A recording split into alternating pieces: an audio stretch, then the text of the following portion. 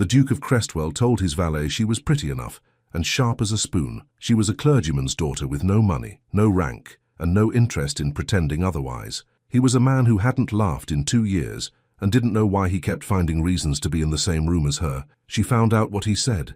She didn't flinch. That should have been the end of it. It wasn't. London, April 1815. The invitation had come on a Thursday, which Clara Voss had always considered an unlucky day for correspondence.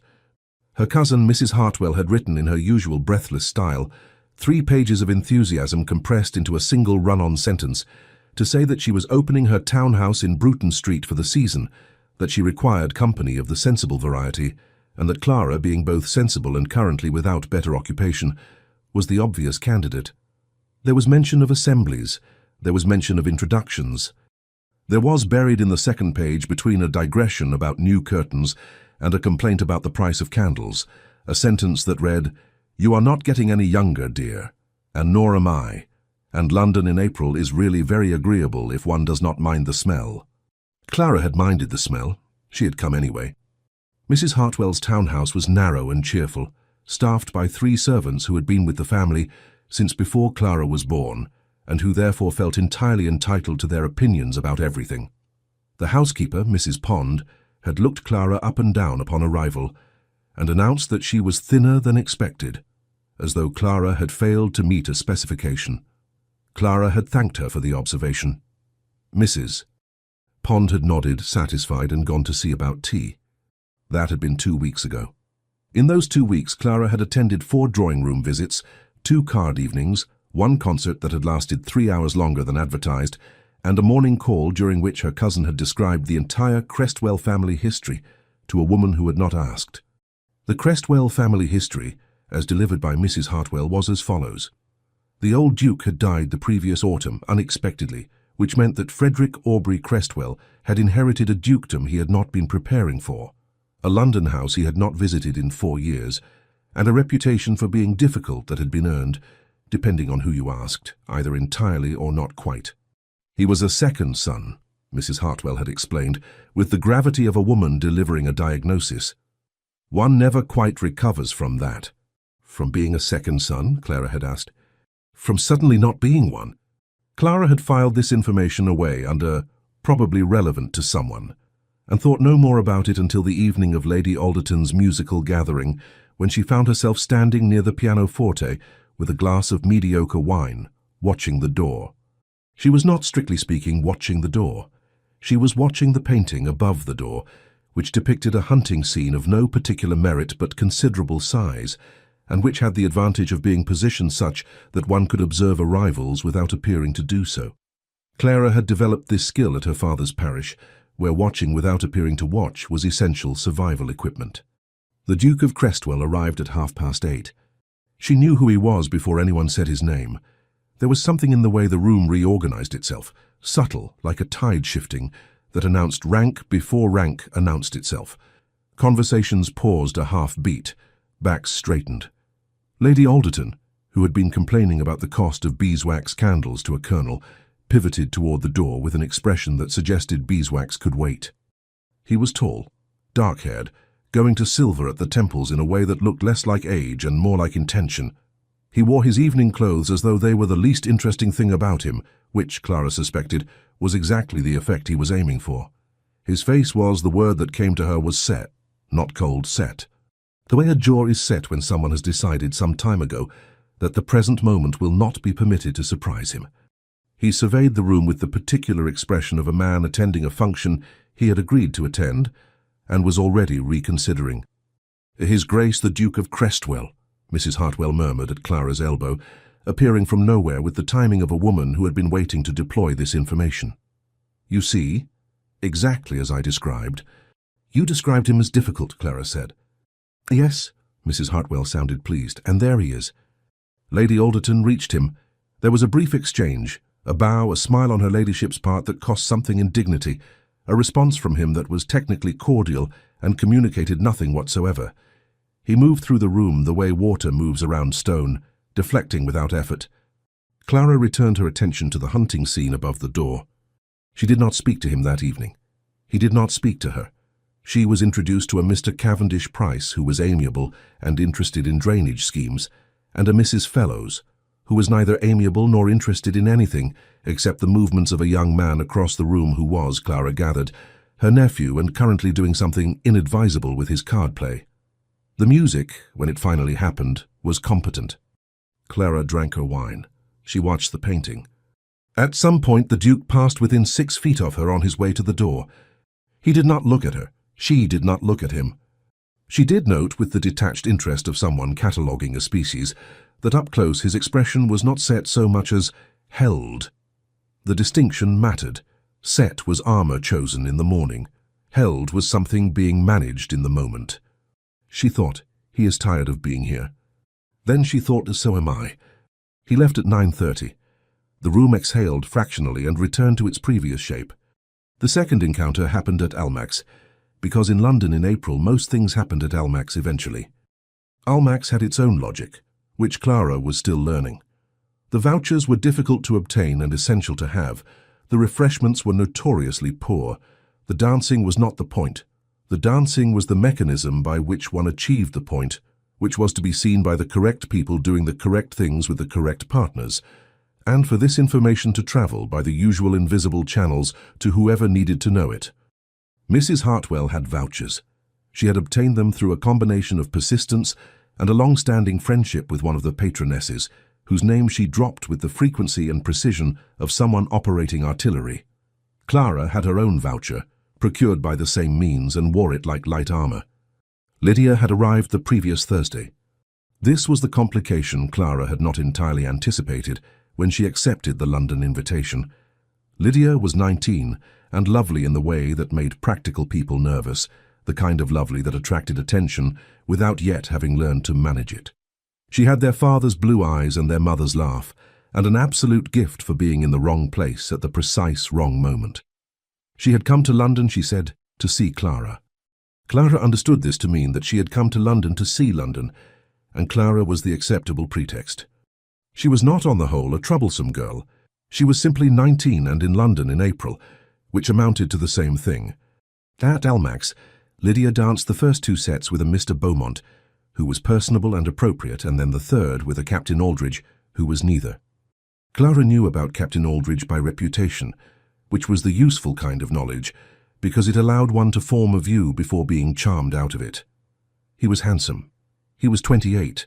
He had a way of focusing his attention on a young woman that made her feel she was the only person in the room, which Clara considered a dangerous skill and not a virtue. His finances were, by all accounts, in the condition of someone who had treated income as an optional feature of adult life. His regiment had received orders, Belgium, it was said, within the month, which made his presence in London feel less like leisure than like a man making arrangements before a door closed. She watched Lydia dance with him and thought, 3 more days and she'll be writing poetry. She was, in this prediction, approximately accurate. The Duke was present at Almack's, which surprised her. She had not imagined him as a man who attended Almack's voluntarily. He was standing with a small group near the east wall, which was where people stood when they wished to observe without participating. And Clara, who had been doing precisely the same thing, noticed him the way she supposed one noticed weather. Not because one had looked for it, but because it was there.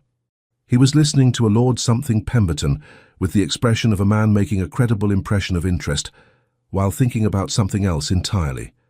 Clara looked away. 10 minutes later, she was crossing the room with Lydia's shawl, which Lydia had abandoned near the chairs and would eventually need, and she walked directly past him. He looked at her, she looked at him, neither stopped walking. She delivered the shawl. She returned to her position near the wall. He was still there. He had apparently escaped Lord something Pemberton. She did not look at him. She watched Lydia, who was now in conversation with Captain Aldridge near the lemonade table, and considered the geometry of a mild, uncreative intervention. "You are cataloguing something," said a voice to her left. She turned. He was 2 feet away, which was nearer than she had registered. "I beg your pardon," she said. "You have been watching the room the way a person watches a room when they are counting something." He looked at her with dark eyes, the brown of very old wood and about as readable. "I wondered what you were counting." "Exits," Clara said before she could decide whether to say it. A pause, not uncomfortable, assessing. "There are 4. he said. "The main doors, the east corridor, the door behind the musicians that leads to the card room, and a servant's passage that is technically not for guests, but is used by them reliably after midnight." Clara looked at him. "You have counted them yourself." "I always count exits. As a habit or a precaution. In places like this," he said, "the distinction is academic." She almost smiled. She did not quite. "Miss Clara Voss," she said, because he had not been introduced to her and showed no sign of considering this an obstacle. "My cousin is Mrs. Hartwell of Bruton Street." "Crestwell," he said. He did not add the title. She had the impression this was not modesty but economy. "The girl you were watching, the one near the lemonade, is she your sister?" "She is." "Captain Aldridge," he said, "is not—" He stopped. "I am aware of what Captain Aldridge is not," Clara said pleasantly. "Thank you." He looked at her with an expression she could not immediately name. Then Lady Alderton appeared at his elbow. She seemed to appear at his elbow everywhere, like a well-dressed barnacle. And the moment closed. "Your Grace," Lady Alderton said, radiating the particular satisfaction of a woman who had secured a duke for her evening. "I have been hoping to introduce you to—" He went. Clara watched him go with the mild interest of someone watching weather move on to someone else's county. She retrieved Lydia from the lemonade table 17 minutes later, under the pretext of a headache that both of them knew she did not have. A week later, the Hatherswick Library was not, strictly speaking, open to either of them. Sir Thomas Hatherswick had thrown open his townhouse for an afternoon reception, and the library had been designated a quiet room for those who needed respite from the occasion. Clara had needed respite from the occasion approximately 40 minutes into it, at the point where a Mrs. Granger had begun to explain, in anatomical detail, the correct way to arrange a floral centerpiece. The library held the particular quality of silence that only rooms built for books can manage. Not empty silence, but full silence, the kind that has weight and texture. 3 walls of shelves, 2 windows facing the garden, a writing desk with nothing on it, 2 chairs positioned before an unlit fireplace, with the confidence of chairs that had been there long enough to consider themselves permanent. Clara was examining the shelves. Hatherswick's taste ran to history and natural philosophy, with a notable gap where one might expect poetry, which she found either revealing or simply practical, when the door opened. She did not turn immediately. The footstep was singular and unhurried, and she had already categorized it in the wordless way one does, as not a threat and not an intrusion before she had consciously processed any of it. "Miss Voss." She turned. Crestwell stood in the doorway with the expression of a man who had come to a quiet room and found it less quiet than anticipated, and was revising his expectations in real time. "Your Grace," she said. She did not move from the shelves. "You also require respite." "Mrs. Granger," he said by way of complete explanation. "The centerpieces," Clara agreed. He came in. He did not, she noticed, leave the door open behind him. He left it at the precise angle of not quite closed, which was the only socially permissible position, and one that required conscious thought. She logged this without remarking on it. He went to the other wall of shelves. He scanned them with the brief, efficient look of someone who has already read most things and is hoping for a pleasant surprise. "Hatherswick," he said, "does not read poetry." "I noticed." Clara turned back to her own examination. "Natural philosophy and military history. He reads to confirm what he already believes, I think." A pause. "That is either a perceptive observation or an unkind one." "In my experience," Clara said, "those categories overlap considerably." She heard him move, not toward her, to the other chair, the one furthest from the fireplace, where he sat with the compact efficiency of a man accustomed to occupying spaces without requiring them to rearrange themselves for him. She selected a volume, Hatherswick's copy of Cook's Voyages, which was well worn in a way that suggested genuine reading rather than display, and took the other chair. They sat in silence for a moment. It was not uncomfortable.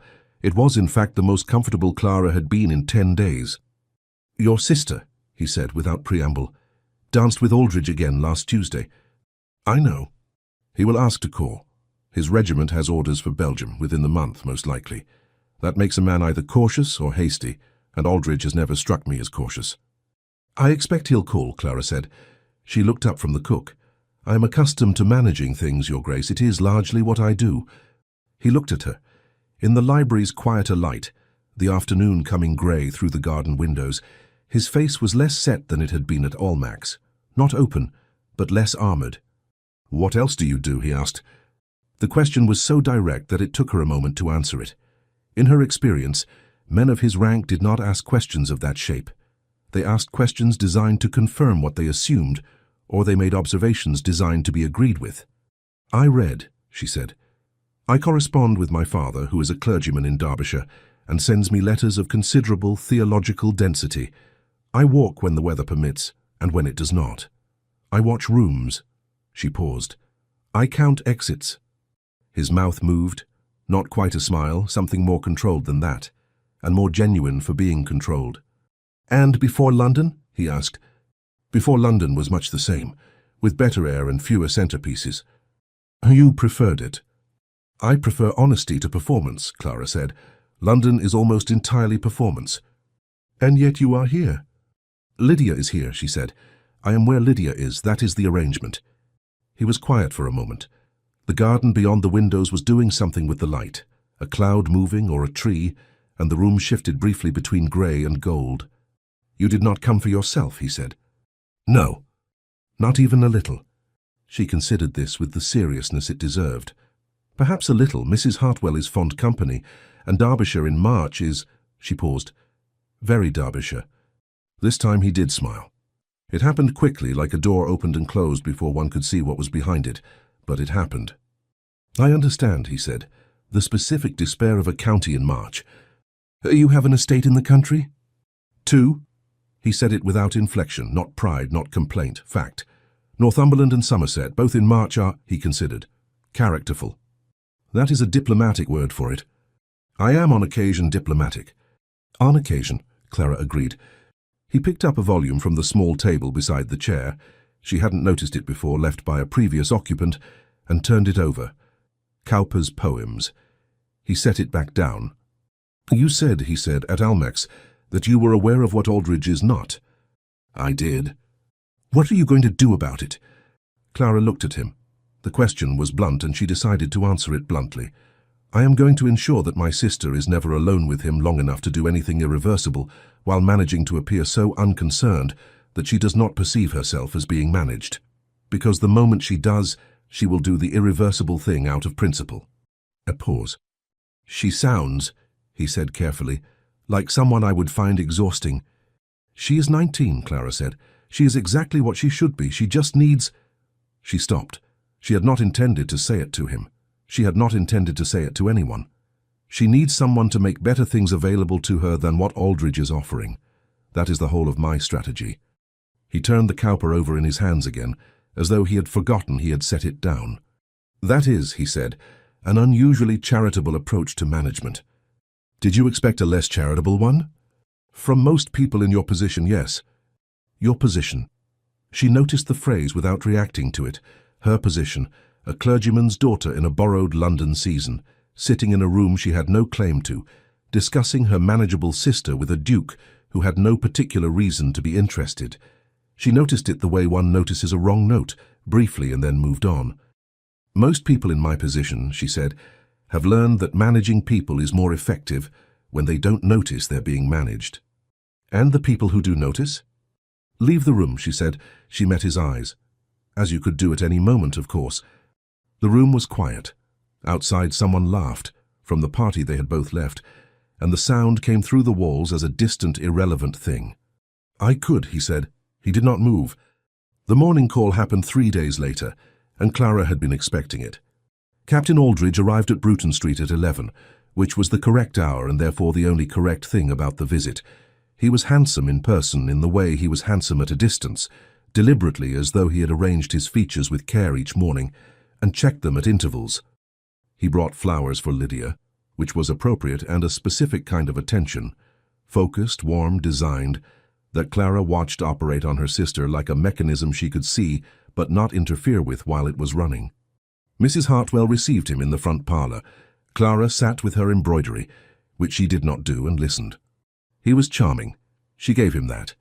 His conversation was easy and bright, and he had the gift of asking questions and then listening to the answers, or performing listening with sufficient accuracy that the distinction didn't matter in the short term. He asked Lydia about Derbyshire. He asked her about her interests. He managed in 20 minutes to make her feel that her opinions about landscape and music and the latest novel were not only interesting, but important. Clara watched her sister's face and thought, 3 weeks. 3 weeks before it was a serious attachment. 3 weeks before their father's letters from Derbyshire started arriving in a different tone entirely. She did not dislike Aldridge. That would have been simpler. He was not a villain. He was a man of moderate charm and poor finances and optimistic habits, none of which were crimes, and all of which were, in combination, a problem. Belgium, she thought, was at least a natural end to his London availability, unless he arranged matters before his regiment sailed. When he left, Lydia turned to Clara with an expression of such transparent happiness that Clara felt the precise ache of someone who knows something a person they love does not.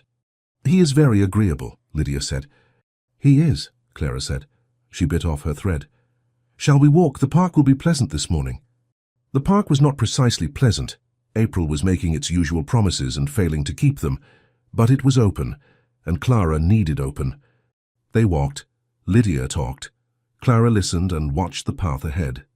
A nursemaid passed them with 2 small children on leading strings, tugging in opposite directions, with the focused determination of people who have not yet grasped consequences. They had been in the park perhaps 20 minutes when she saw him. He was on horseback at the far end of the path, with a companion she did not recognize, a lean man of about 40 who was speaking and gesturing in a way that suggested military habit. Crestwell was listening with his face in profile and his back very straight. He saw her at roughly the same moment she saw him. She knew because his conversation didn't pause. He was too controlled for that. But there was a fractional shift in his posture that she had no explanation for. He said something to his companion. They turned their horses. "Is that the Duke of Crestwell?" Lydia said at a volume Clara would have preferred lower. "It is. He is coming over. I noticed. Clara," Lydia's voice had dropped to a hiss of pure interest. "When did you meet the Duke of Crestwell?" "Almack's," Clara said, "and at the Hatherswick reception." "You didn't tell me." "You were discussing poetry with Captain Aldridge." Lydia opened her mouth, closed it. This was accurate, and she knew it. Crestwell drew up before them and dismounted, which he did not have to do and which was therefore a deliberate choice, and introduced his companion as Colonel Vane. The colonel was agreeable, attended to Lydia with appropriate courtesy, and had the gift of occupying a conversation without requiring one's full attention, which meant Clara was able to notice, in a sideways fashion, that Crestwell had placed himself slightly to her left and was watching the park ahead of them rather than her. "Miss Voss," he said, while the colonel was telling Lydia something about a musical performance he had attended the previous winter. "Your Grace, Aldridge called this morning." She turned to look at him. "How did you know that?" "Bruton Street," he said, "is on my way from my house to the park." "You saw his horse?" "I saw his horse."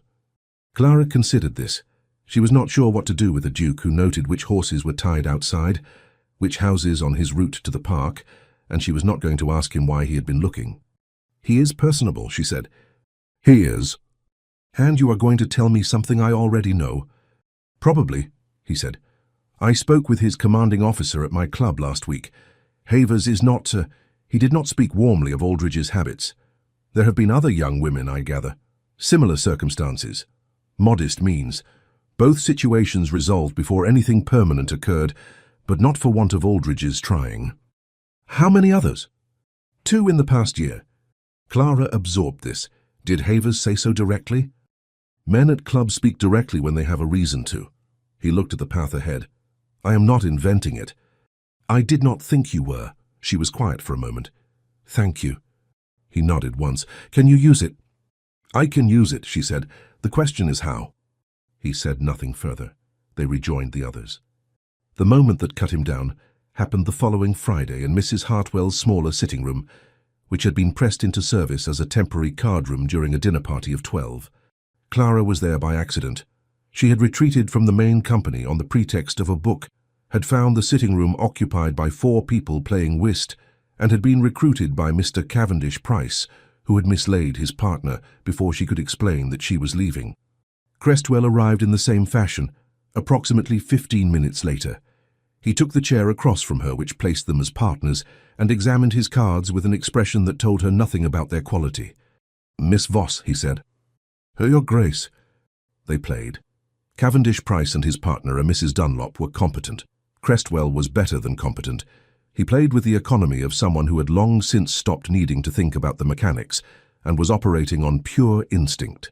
Clara was also better than competent. At the end of the second hand, which they won, Crestwell glanced at her across the table. "You have played a great deal," he said. "My father," Clara said, "had 4 parishioners who played cards and no one else within 5 miles. I was recruited at 8. And you were good at it. At 8 I was terrible. By 12 I was better than everyone in the room. My father chose to interpret this as a moral failing." She arranged her cards. He was not wrong. Cavendish Price laughed. Mrs. Dunlop smiled with the polite uncertainty of someone who had missed the joke. Crestwell said nothing, but he was looking at her with an expression she had begun cautiously, provisionally, to map. It was the expression he wore when something had surprised him, and he had not yet decided what to do about it. They played another hand. Clara took a trick she had not been expected to take. That, Crestwell said, was unexpected. "Evidently," she gathered the cards, "you assumed I would play defensively." "You had been playing defensively?" "I had been playing carefully," she said. "There is a difference. I was waiting for the hand where it would matter." He looked at her for a moment. "That is not how most people approach." "No," she agreed. "Most people announce their intentions immediately and wonder why they are predictable." She dealt. "You do not, I notice. You play as though you have already seen the end of the hand." "I try to." "It works," she said, "until someone else is doing the same thing and you have not accounted for it." The words settled between them with a precision she had not entirely planned. A pause. "Are you," he said very carefully, "describing cards?" "Yes," said Clara, "obviously." A silence. Then, unmistakably, a sound she would not have predicted. Crestwell laughed. Not the performative social laugh of a man executing charm. An actual laugh, short and genuine and caught off guard. The kind that happens before a person has arranged themselves to let it. He recovered immediately, looked at his cards. Mrs. Dunlop was consulting Cavendish Price about something. No one appeared to have noticed except Clara. She looked at her cards and said nothing, but she noted it the way one notes a first frost. Something has changed. The season is shifting. 3 weeks later, the cowper had been moved. She noticed it, because it was the kind of thing she noticed. The cowper that had been on the table in Hatherswick's library, the volume Crestwell had picked up and set down twice, was now on a table in Mrs. Hartwell's front parlour, because Mrs. Hartwell was friends with Lady Hatherswick, and Lady Hatherswick, clearing out the library for some improvement or other, had sent a box of volumes she thought Mrs. Hartwell might enjoy. Clara had unpacked the box herself. She had set the cowper on the parlour table without thinking, and then had stood looking at it for a moment that was longer than the situation warranted. She put it with the other books. She did not mention it to anyone. Lydia had stopped talking about Captain Aldridge at dinner. This was worse than when she had been talking about him, because it meant she was talking about him somewhere else, in letters, or in her own head, or in conversations with the young women she had met at Almack's, who were more sympathetic to the romance of a handsome captain and less familiar with the arithmetic. Clara had read 3 of Aldridge's letters. She had not read them by design. Lydia had left them, whether by accident or as a kind of indirect confidence, in the sitting room they shared. They were well written. That was the problem. He wrote with the same focused attention he paid in person, and his letters had the quality of conversation with someone who was interested in you specifically, not in you as a version of the type of girl who existed to be interested in. Clara put the letters back where she had found them. She wrote her father a brief, uninflammatory account of the season's progress, omitting Aldridge entirely, and posted it before she could think better of it. She needed to use what Crestwell had told her. She had been considering how for 2 weeks, not whether but how. She could not produce Havers like a document. She could not say, "A duke told me at the park," without explaining what a duke was doing telling her things at the park, which would raise questions she was not prepared to answer. She sat down and thought about it carefully, the way her father had taught her to think about difficult things, not from the conclusion backward, but from the truth forward. The truth was that Aldridge had done this before. The truth was that Lydia did not know it. The truth was that knowing it would hurt her, and that not knowing it would hurt her more, and later. Clara wrote Lydia's name at the top of a blank sheet of paper, and then wrote nothing else for some time. She told her on a Tuesday evening in the sitting room they shared, with the windows open, because the Heir was doing what Heir does in London when it briefly forgets to be disagreeable. She told her everything, not unkindly. She had spent several days deciding how to do it, and unkind had never been on the list. She put nothing between them on the table. She had no document, no letter, only what she had been told. And she said it plainly, and she watched her sister's face go through the sequence that she had predicted and still found difficult.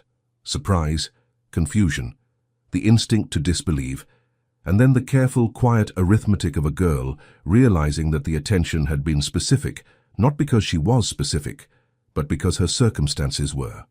Lydia did not cry. This surprised Clara. She sat with her hands in her lap and looked at the table for a long moment. 2 others, she said. Yes. And they were not harmed. Nothing irreversible. Clara said it carefully. You have not... No. Lydia looked up. Her eyes were dry and her expression was something Clara didn't have a name for. Not quite anger, not quite grief. I have not done anything irreversible. No. A pause. I thought he found me... Lydia stopped, started again. I thought he found me interesting. I know, Clara said. He's very good at that. Lydia was quiet for another moment. Then she said with a precision that reminded Clara, suddenly and sharply, of their father. Who told you? Clara had been expecting this. Someone with access to that information. Crestwell, Lydia said without inflection. Clara said nothing, which was an answer. Lydia looked at her sister. The evening light was doing something to the room, the particular gold of late May at 6 o'clock, and her expression when it arrived was not accusing. It was interested. He gave you information about a captain, Lydia said, because you needed it. Because I asked, Clara said, or near enough. Why would he do that? Clara looked at her sister and thought of several answers. She said, We are acquaintances of some standing. Acquaintances, Lydia repeated with the tone of someone filing a term under provisional.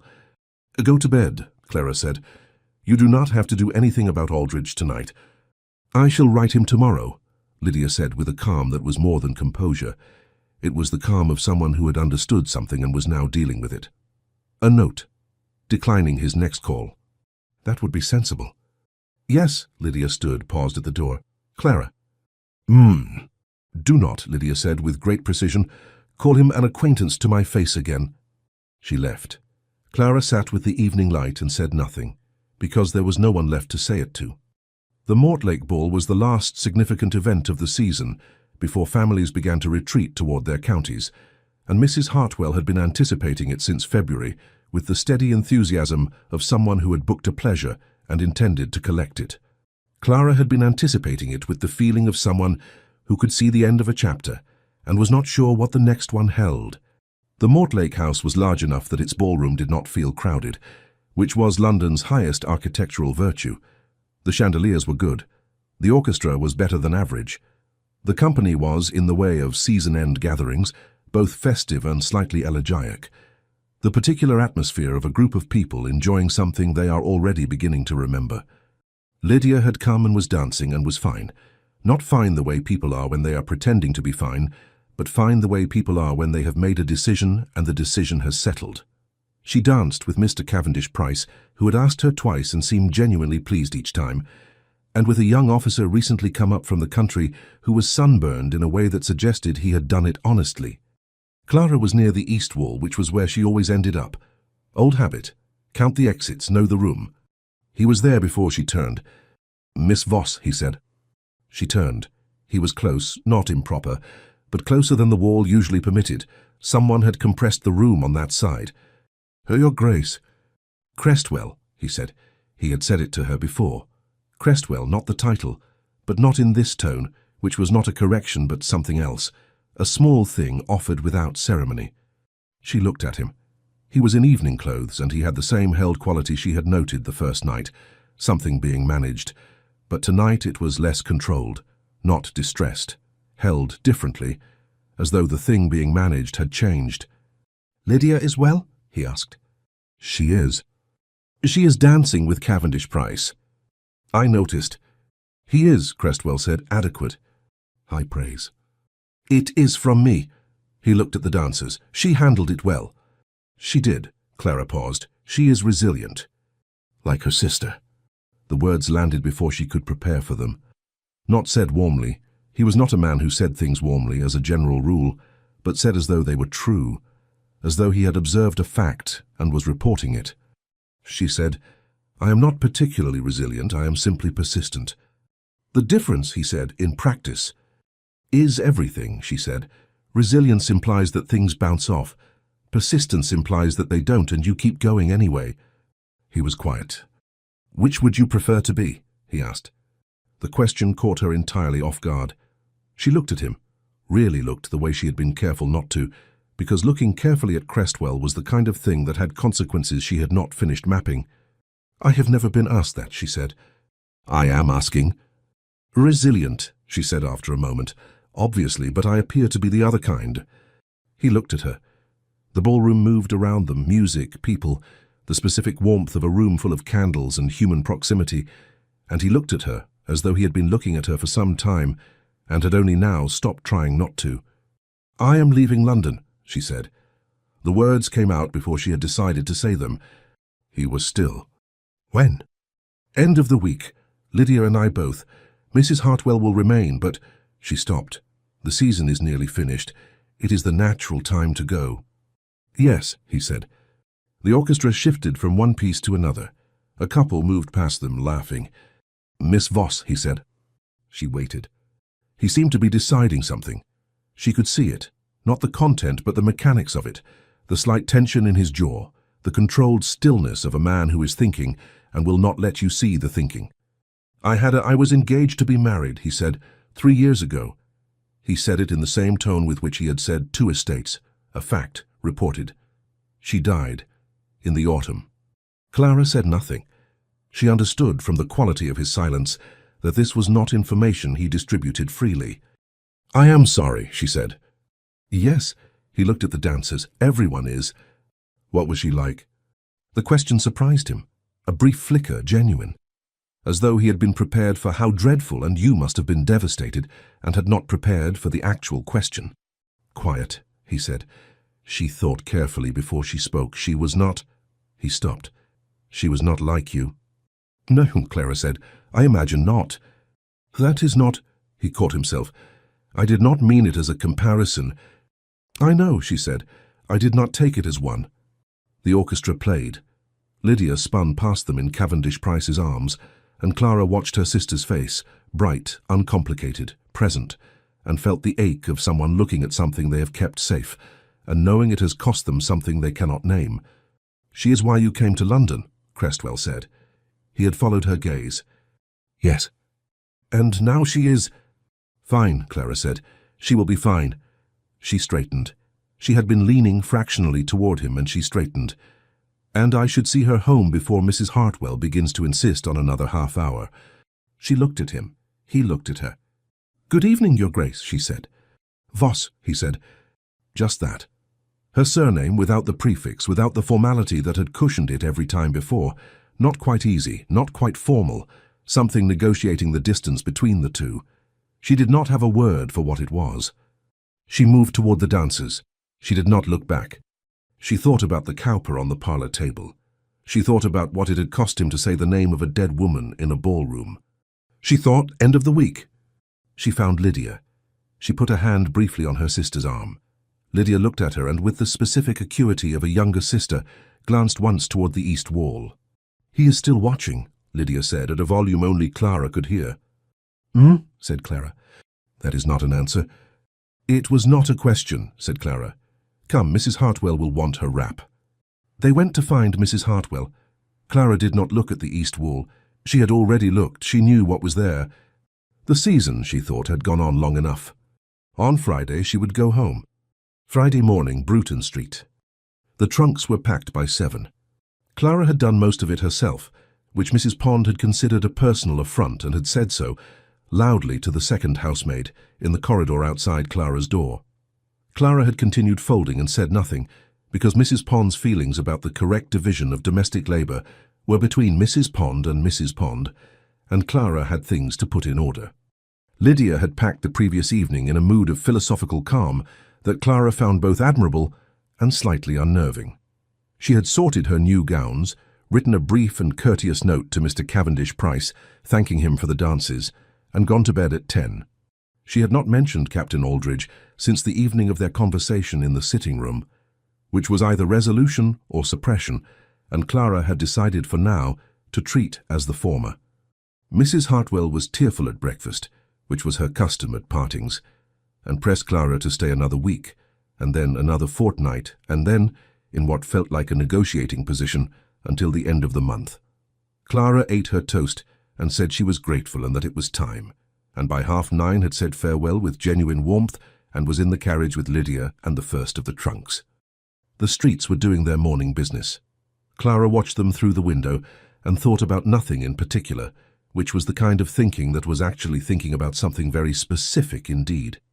Lydia beside her was reading, or holding a book. The page had not turned in 8 minutes. "You may say whatever you are not saying," Clara offered. Lydia turned a page deliberately. "I am reading." "So you have been reading page 47 for 8 minutes." Lydia looked up. Her expression was the particular expression of a younger sister who has a great deal to say, and is choosing her moment. "Do you know what I find interesting?" "Many things, I expect." He did not come to say goodbye. Clara looked out the window. "Why would he?" "Because," Lydia said with the precision of someone who has been composing this sentence for some time, "he has found reasons to be where you are for the past 6 weeks, and this morning, when you are specifically leaving, he is conspicuously elsewhere. People are elsewhere on Friday mornings. They have engagements." "Clara!" "Lydia!" Lydia closed the book. "I am not going to argue about it. I am simply noting it for the record." "The record," Clara said, "does not require the notation." "Good," said Lydia, and opened her book again.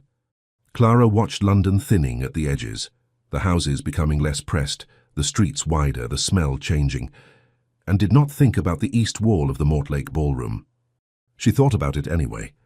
They stopped at an inn at Barton Cross for the horses and a meal, and it was while Clara was eating without tasting anything in particular that she became aware of a disturbance at the inn's entrance, not dramatic, simply the kind of minor reorganization that happens when someone of consequence arrives and the staff adjust accordingly. She did not look up immediately. She was making a point to herself of not looking up. Then Lydia put down her fork with a sound that had a shape to it. Clara looked up. Crestwell was standing in the doorway of the private dining room, wearing riding clothes that suggested he had come on horseback, which meant he had left London some time after their carriage and had covered the same ground considerably faster. His expression was exactly what it always was, held, controlled, with the addition of something that was not quite uncertainty, but occupied the same neighborhood. He saw her, she saw him. Lydia picked up her fork again, with the composure of a woman who had been expecting this, and did not intend to make a scene about being right. "Your Grace," Clara said. "Miss Voss." He came in. He did not sit, he was not invited to sit, and he did not presume. He stood with the same economy he occupied most spaces. "I am travelling north." Clara looked at him. "North," she said. "To Northumberland." He did not elaborate. He did not, she noted, look away. "Northumberland," she said carefully, "is north." "Yes." "This road," she said, "does not go to Northumberland." A pause. "There are," he said, "various routes. This is not one of them." He was quiet. Lydia had removed herself from the conversation with the thoroughness of someone who had decided to become architecturally invisible, which she managed surprisingly well for a person of her colouring. "No," he said, "it is not." Clara looked at him steadily. "Then where are you going?" He held her gaze. "I am not entirely certain." It was the most honest thing, she thought, she had ever heard him say. It was honest in the way that things are honest when they have been dragged into the open against a person's better judgment, and which carry, because of that, a weight that polished honesty never does. "Sit down," she said. "You may as well eat something." He sat. Lydia called for another setting with the serene efficiency of someone operating according to a plan she had made at least 2 hours ago. They did not speak of it during the meal. They spoke of roads and the weather's intentions and the relative merits of various coaching inns, and Lydia contributed to the conversation with great energy and a complete absence of subtext, which was generous of her. Crestwell ate. He drank the inn's wine, which was not good, without commenting on it. He answered Lydia's questions about Northumberland with the kind of detail that told Clara he was not improvising the destination. He knew the place, had feelings about it, went quiet in a specific way when he described the coast. "You love it," Lydia said with the directness of the very young. He looked at her. "I suppose I do." "Then why are you in London?" "The season," he said. "But you hate the season." "Lydia," Clara said. "I am not being rude," Lydia said with some justification. "I am asking an honest question." Crestwell looked at Lydia with the expression of a man who has been surprised by something small. "Yes," he said, "I hate the season." "Then next year," said Lydia cheerfully, "don't come." The table was quiet for a moment. "That," Crestwell said, and did not finish the sentence, but there was something in his voice that Clara caught and put away. When the meal was done and the horses were ready, Lydia discovered that she had left something in the dining room, a glove, which Clara suspected existed only insofar as Lydia had decided it was needed, and went back to find it with an efficiency of timing that could only have been planned. This left Clara in the inn's front yard by the carriage in the April afternoon with Crestwell. He had his horse's reins in his hand. He was not getting on the horse. Neither of them was moving toward their respective vehicles. "So you are going home," he said. "Yes." "To Derbyshire." "To Derbyshire." She looked at him. The afternoon light was doing what April light does when it finally commits. Gold, clear, slightly too honest. "Your Grace, what are you doing here?" "I told you, So you said you were travelling to Northumberland by a road that does not go to Northumberland," she said. "I'm asking what you are doing here, specifically." He was quiet. The horse shifted and he settled it without looking at it. "I did not want to—" He stopped. He started again, more slowly, like a man picking his way across ground he is not sure of. "You said you were leaving on Friday. I found on Friday morning that I—" Another stop. "I had things to say." "Then say them." "I am trying to." "You are taking rather a long time." He looked at her. There was something raw in it, not distressed, not dramatic, but present, which was different from his usual quality of being contained. He was present in the way people are when they have run out of the performance of not being present. "I have not been since Eleanor died." The name arrived in the air between them. He had not used it before. He had said she and her, and once she was quiet, but not the name. "Eleanor," Clara said carefully. "Yes." He looked at the horse's neck. "She was. We had been engaged a year. She was not. It was not a passionate attachment. It was a considered one. We suited." He paused. "She died in October of the year before I inherited, which meant that within the same 12 months I had lost her and gained a slight gesture that encompassed the title, the estates, the season of centerpiece discussions at Almack's. And I have not—" He stopped again. Clara waited.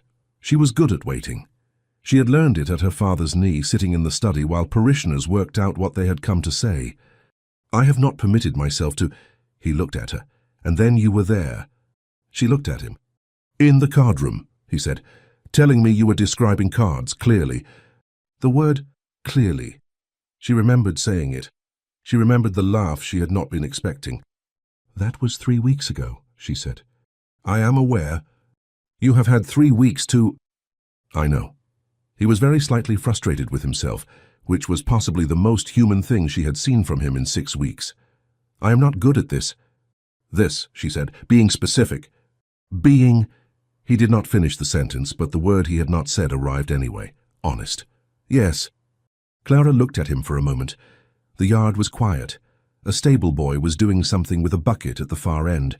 Lydia was in the inn finding a glove that did not exist. "Your Grace," she said, "you inherited a title you were not prepared for, lost a woman you had built a considered life around, and spent 6 weeks at a season you despise, during which you counted exits and played cards, and followed a road that does not go to Northumberland." She paused.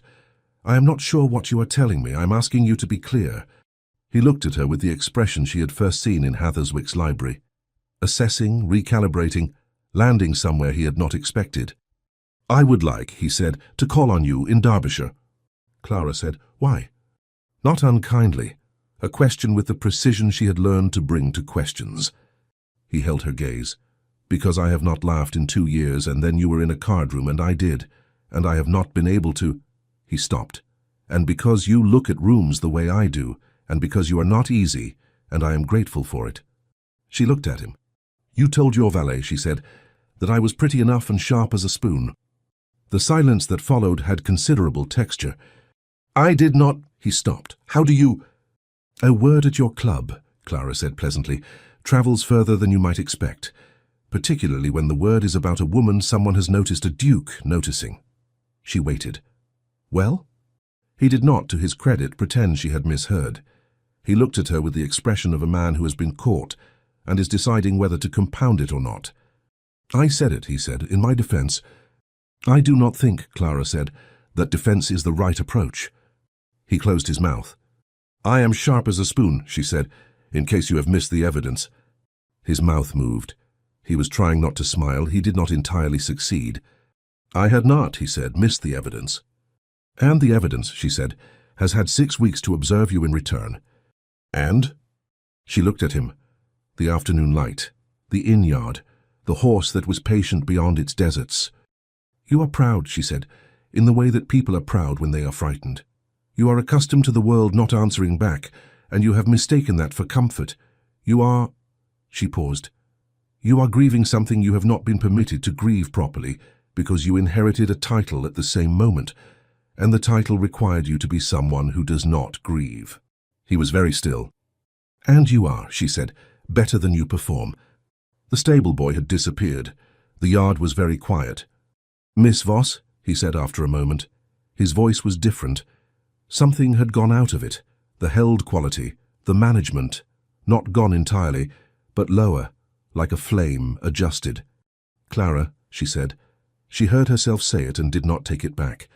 "If you are going to follow roads that don't go to Northumberland, you may as well." He looked at her.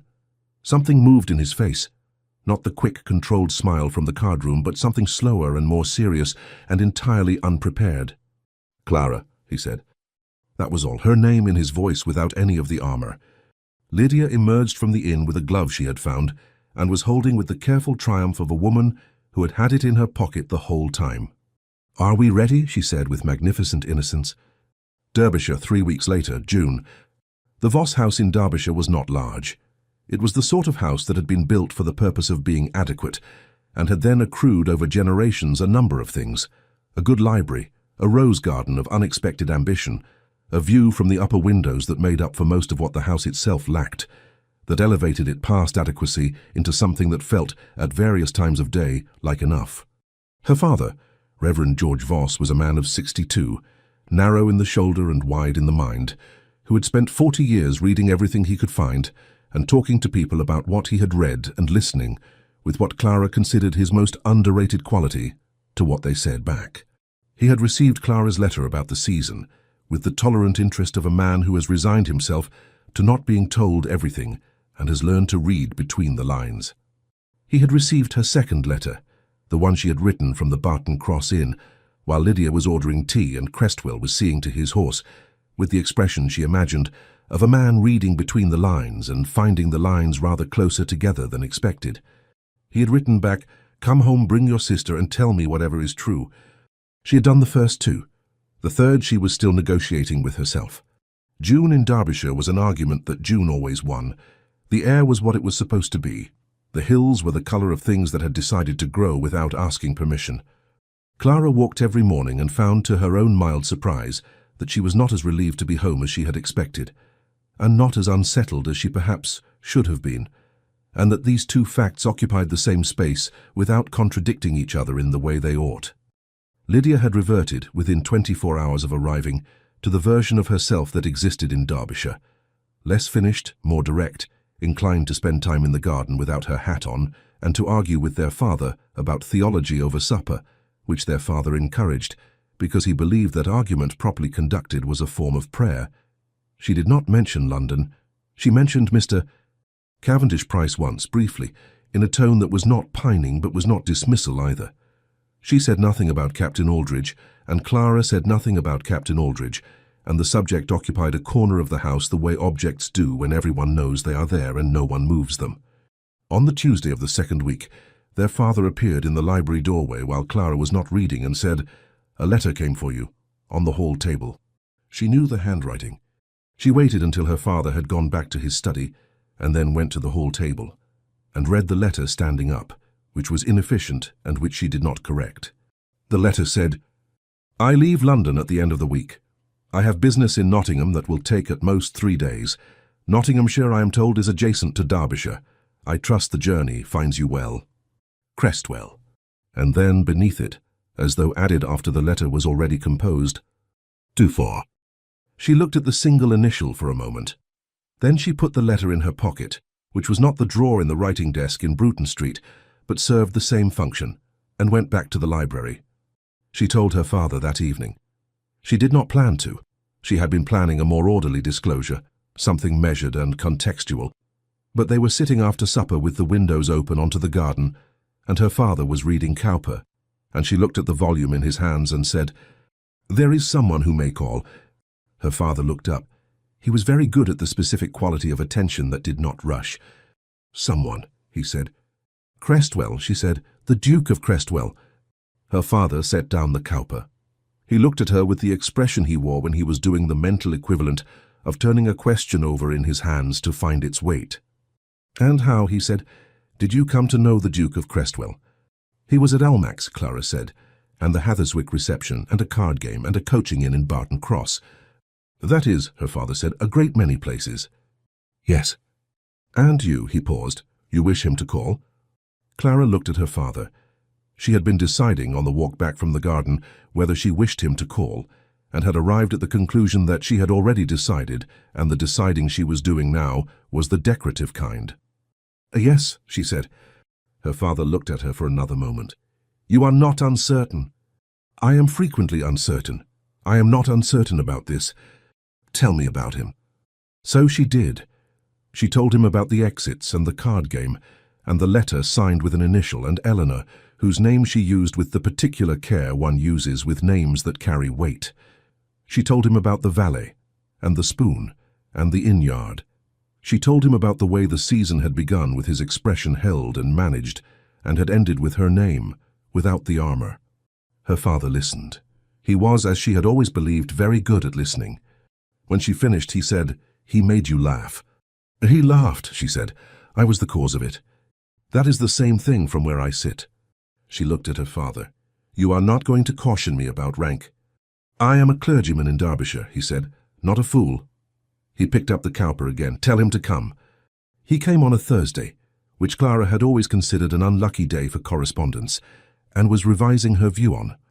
She saw the horse from the upper window, a grey she recognized, and did not go down immediately because going down immediately would have told her father and Lydia a great deal that she preferred to deliver on her own terms.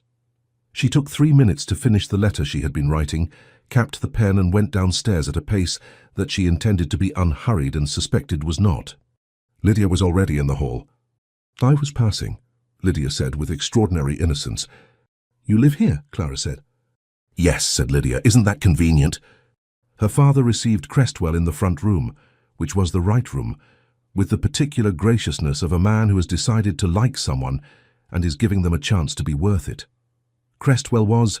Clara watched this from the doorway for a moment before she came in, not performing. He was not charming in the way he had been in London drawing-rooms, where charm was a mode of deflection. He was direct.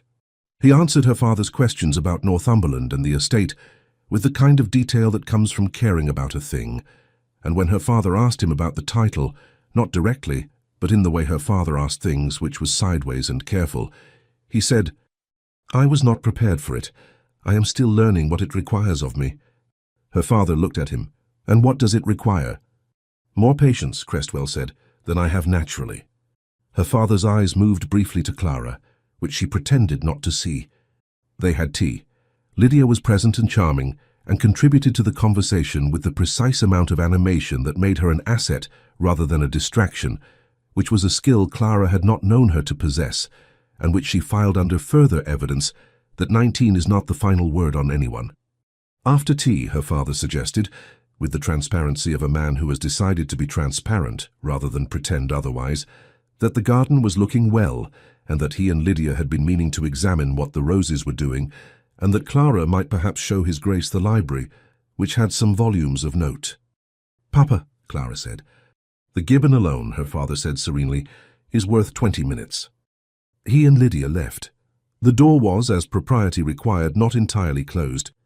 The library was the best room in the house. She had always known this, but she knew it differently now, seeing it as something new. The shelves that reached the ceiling, the 2 windows that faced the garden, the writing desk by the east wall, the pair of chairs before the fireplace, the morning light coming in clear and unhurried. Crestwell stood in the middle of the room and looked at it. Your father's collection, he said. His and mine now. He gave me the Derbyshire shelf when I was 12. She moved to the shelves. He said I had earned it by surviving the gibbon. Had you? With moderate scarring. She turned. He was closer than she had tracked, not by much, but enough that the room had become smaller in the intervening moment. You came on a Thursday. Is that? I used to think Thursday was unlucky for correspondence. She looked at him. I am revising the view. He looked at her.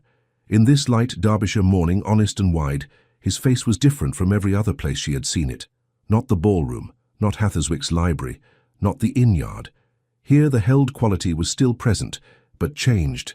Not something being managed against the room, but something being held carefully. The way you hold something you do not want to drop. Clara, he said. 4 syllables, no armour. Yes, she said. I should... He stopped. Then, I should have said at Almack's something other than counting exits. You said it eventually, she said, in an inn-yard in Barton Cross. That was... 3 weeks later, yes. She looked at him. You were slow. I was... frightened, she said. She said it without softening it because she had learned that he heard things better when they were not softened. It is not a criticism. I was also frightened. He was still. You did not appear... I count exits, she said. I watch rooms. I stay near walls. She paused. I went home. He looked at her for a moment. You went home, he said, and I followed you on the wrong road. Yes. That seems, he considered, disproportionate. It was the right proportion, she said, for what it was. He was quiet for a moment. The garden moved in the windows behind him, a breeze through the roses, the light shifting. I have 2 estates, he said. Neither of them is, since Eleanor they have been managed, but not... He stopped. Northumberland is empty in the way a house is empty when no one has made a home of it. He looked at the shelves.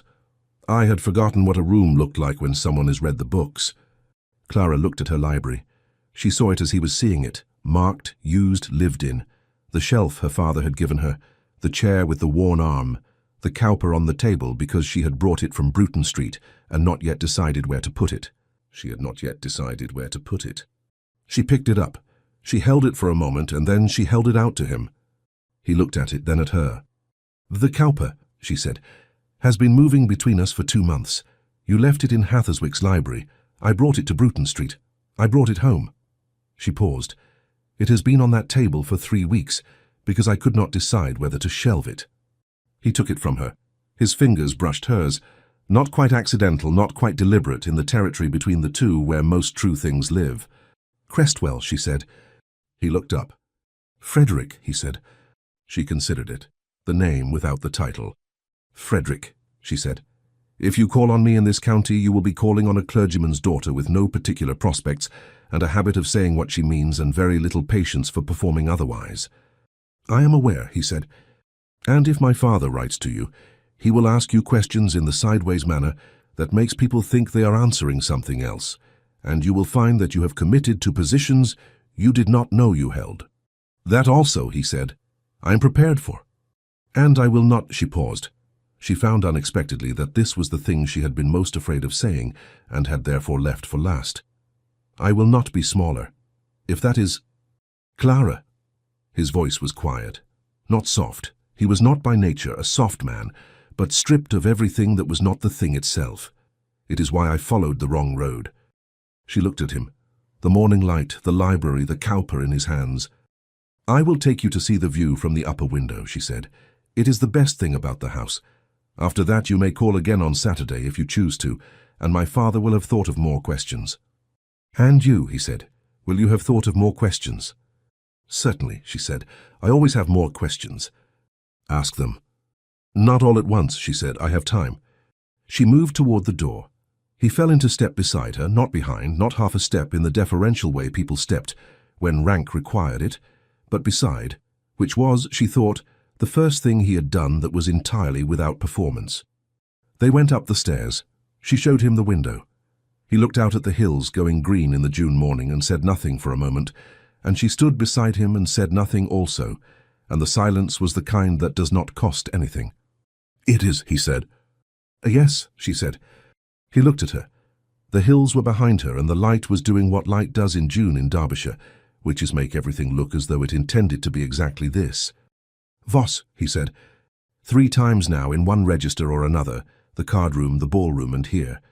And this was different from all of them. Not formal, not careful, not negotiating distance. Her surname in his voice with nothing between them. "Frederick," she said back. He looked at the hills again. She looked at the hills. Below in the garden she could hear her father and Lydia in an argument about roses that had the comfortable sound of an argument nobody intended to win. "Saturday," he said. "Saturday," she agreed. The hills were very green. The roses below were doing as they liked, as they always had. Inside, on the table in the library, the cowper sat where he had set it down, in a room where someone had read the books, with both windows open to the morning.